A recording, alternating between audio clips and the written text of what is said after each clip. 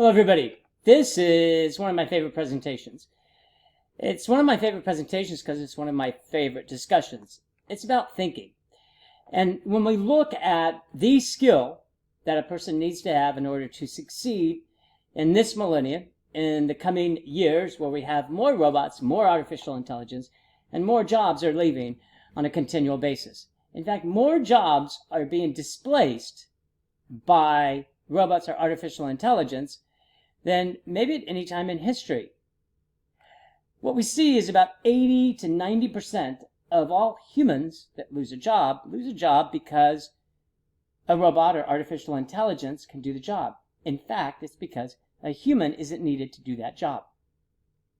Fascinating statistic. And that one characteristic that separates the employed from the unemployed is the ability to think.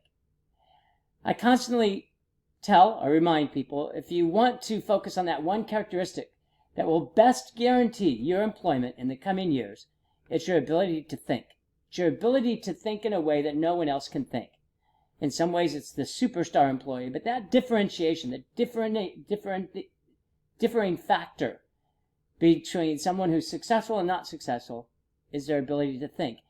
In some ways, innovative, creative types of manners. I call it think of the impossible. When we look at building a business, there's 5 areas that we look at. One is to think of the impossible. Second is to do the possible.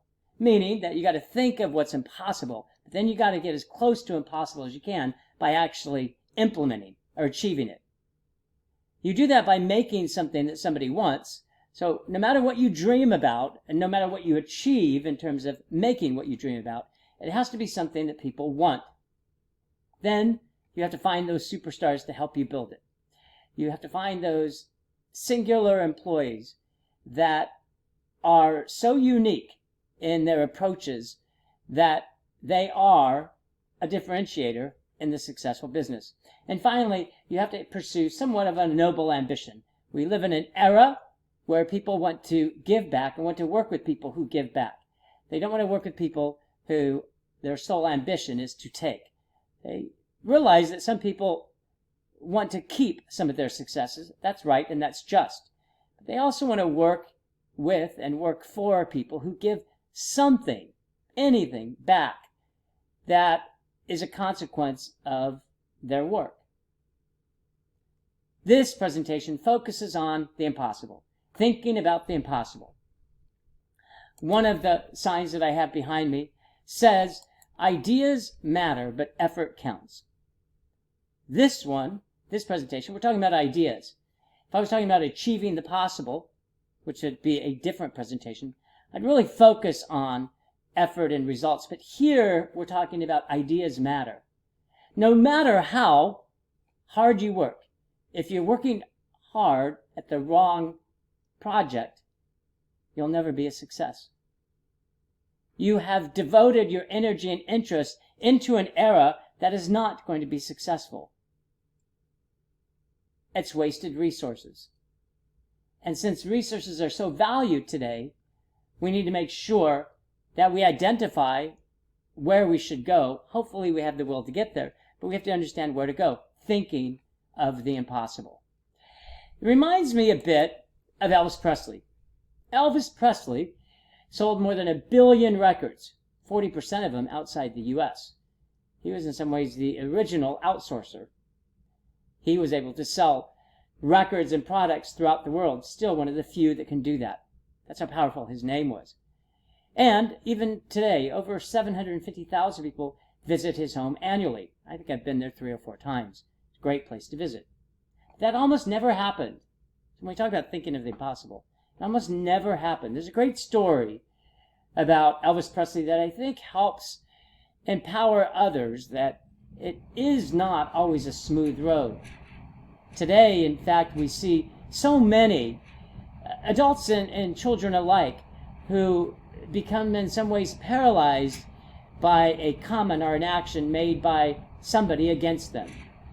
They feel offended, and as a result, it really precludes them from seeking any type of success or embarking upon the journey to achieve their ambitions because of a comment that somebody made that maligned their character, or was simply an unfortunate comment made by a jealous or envious person against that person.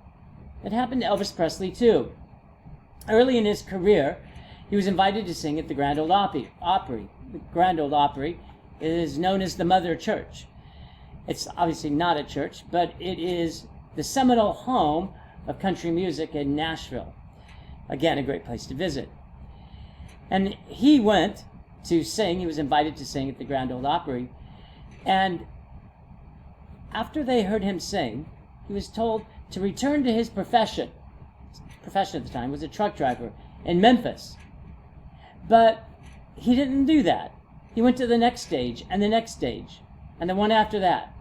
And now he's known as the King of Rock and Roll. Interestingly, he never returned to the Grand Ole Opry.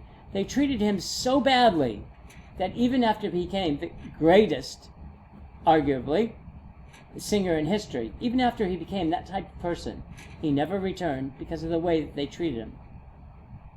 Brings us up to a different point, which is how we treat other people. Also, what we look for as a trait for those who think of the impossible. I've read so many times the fear of failure and the fear what other people think has destroyed the ambitions of most people.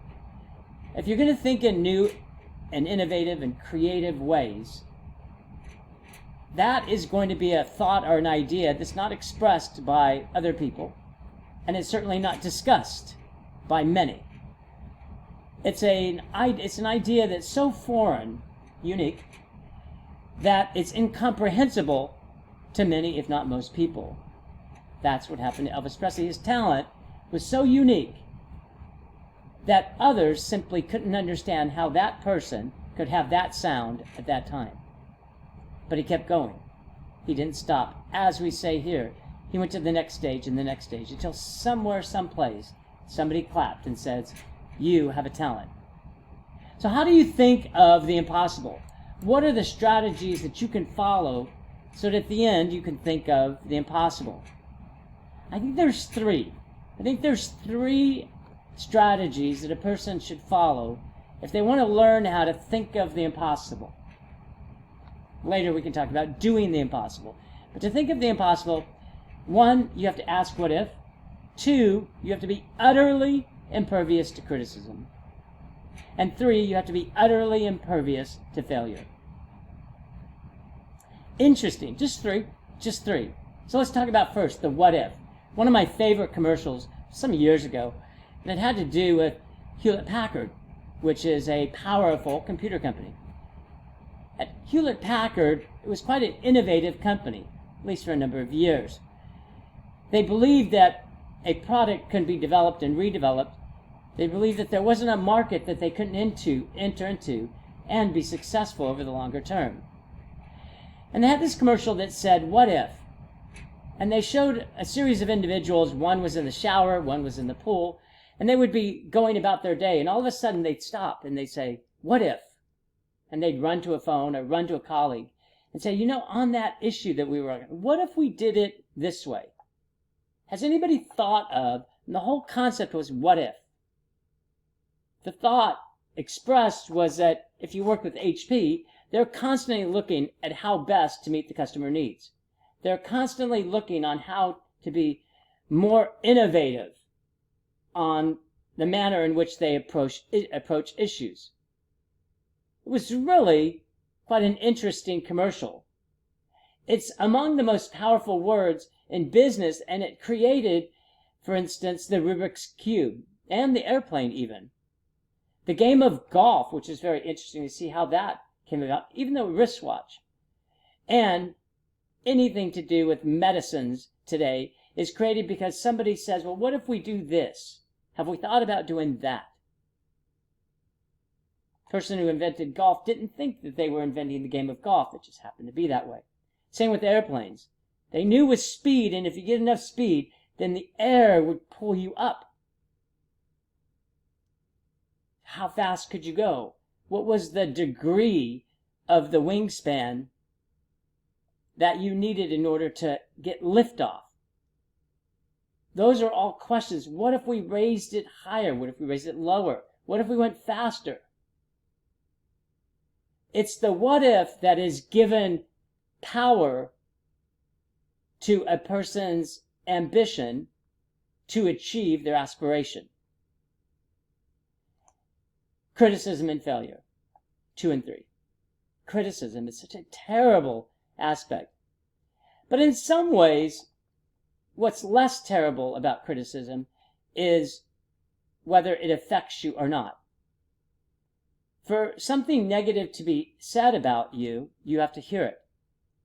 For you to be affected by something that's written about you, you have to read it.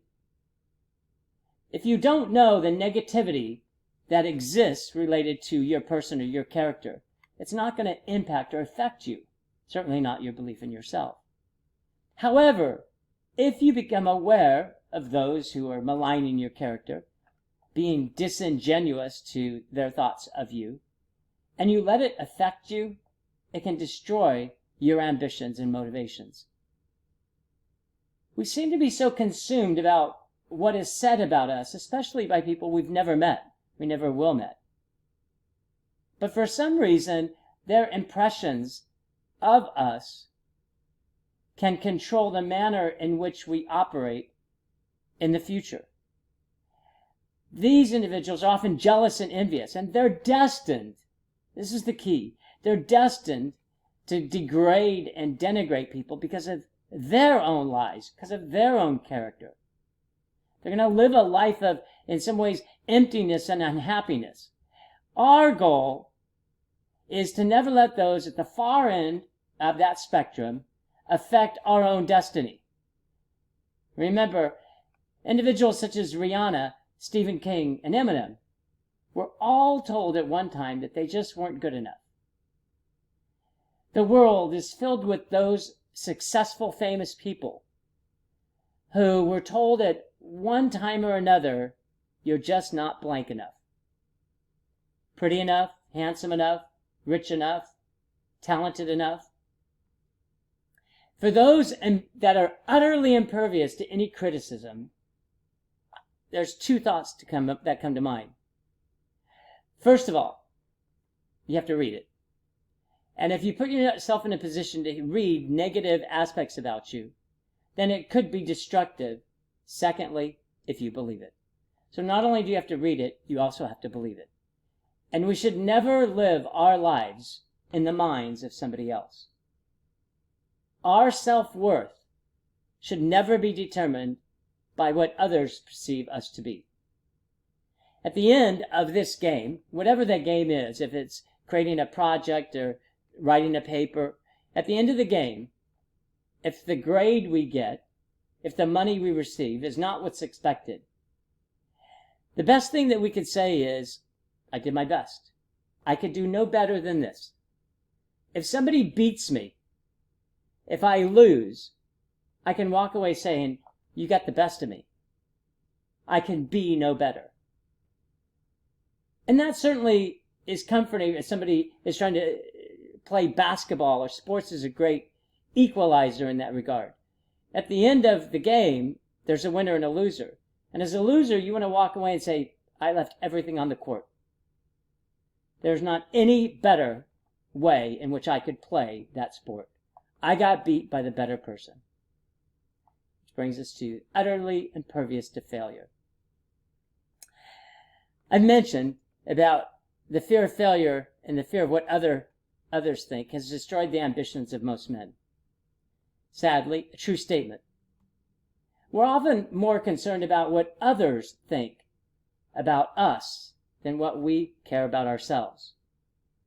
The little engine that could, that great story that talks about this little engine that was trying to go up the hill. Along that hill, you're going to have people saying, you're never going to make it, you're not worthy, you're not worth it. But yet, the engine was saying, I think I can, I think I can, I think I can, I think I can. One more I think I can, one more I think I can.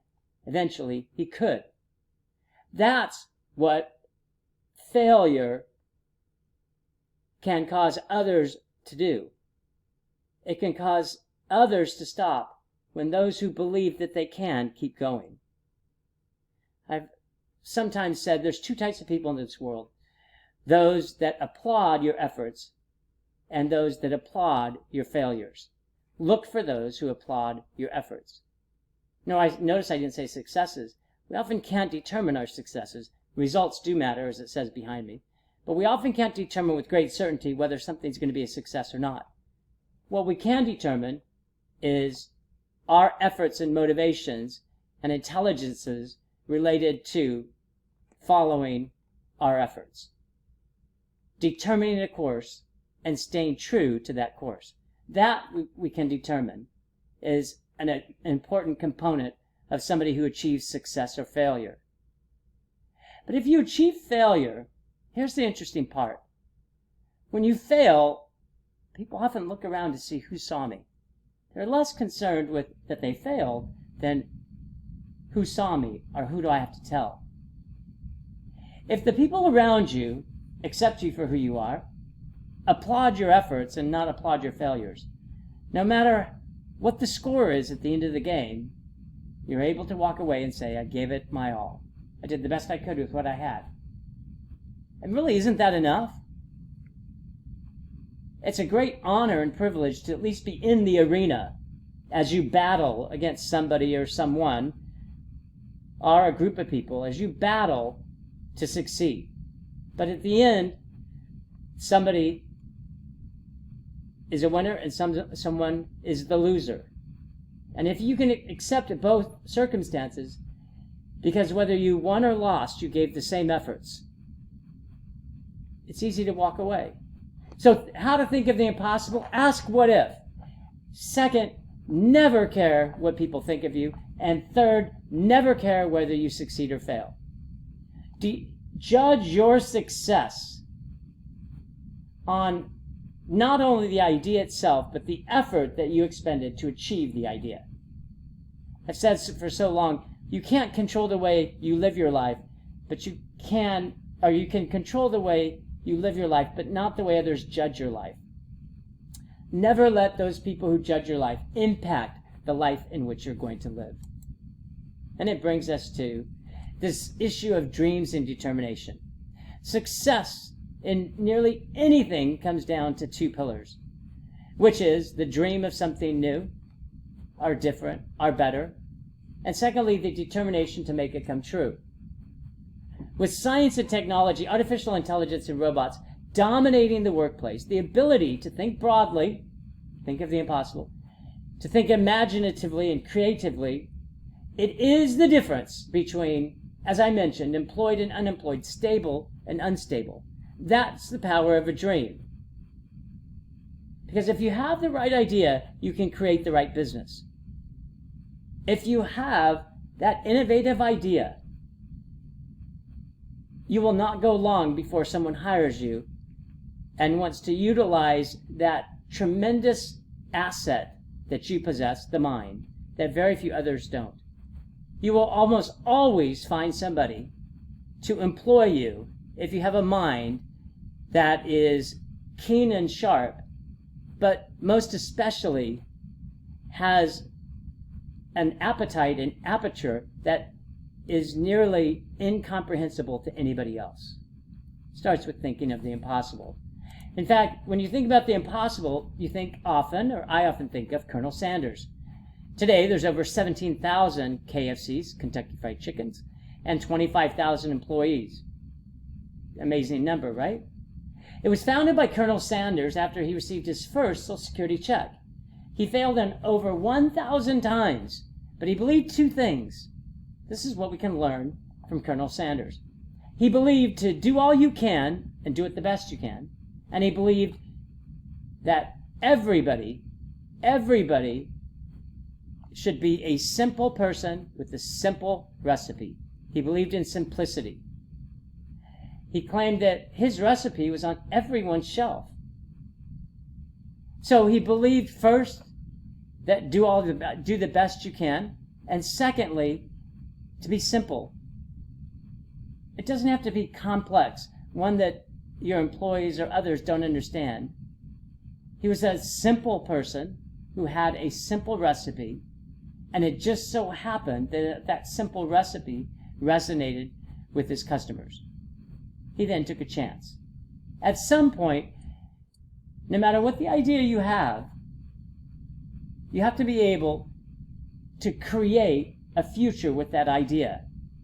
You have to do something with what you have. Because when I look at those who are successful, they believe in the cause and they also have faith in the pursuit. We need both. You have to believe in yourself and the vision that you've created for the future that you know is possible. And then you have to have faith in the pursuit. It's the little engine that could. I think I can, I think I can, I think I can. I don't know if he says I know I can. He says I think I can. And thinking is really the basis of this presentation. We need to think in a way that no one else thinks, because no matter who or whom or what is going to take that job from you, if they can't think better than you, if they can't design a better product, a more efficient product, a faster product, slower product, if they can't define and create a project or a product that is different from nearly anything else in the market, they won't have employment stability over the longer term. Those that are successful in our world today do so because they have this idea that no one else has. Think like no one else has, and you'll have a future like no one else will have. With that, everybody, enjoy the day. I certainly look forward to our continued discussions. Take care.